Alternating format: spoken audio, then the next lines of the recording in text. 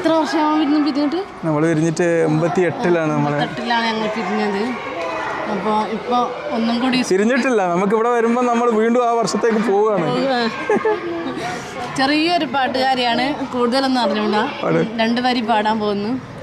ഓത്തുപള്ളിയിലന്നു നമ്മൾ പോയിരുന്ന കാലം ഓർത്തു കണ്ണീർ വാർത്തു നിൽക്കെയാണ് നീലമേഘം. കോന്തലേക്കൽ നീ എനിക്കായി കെട്ടിയ നെല്ലിക്ക കണ്ടു ചൂരൽ വീശിയില്ലേ നമ്മുടെ മല്ലാക്ക. നമ്മുടെ സ്കൂളിന് ഒരു 100 വർഷം പഴക്കമായില്ലേ? പക്ഷെ നമുക്ക് പഴക്കം വന്നിട്ടില്ല അതുവരെ അല്ലേ?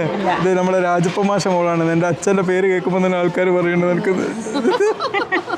രാജപ്പ മാഷ് തന്നെ നമ്മളൊക്കെ ഒരുപാട്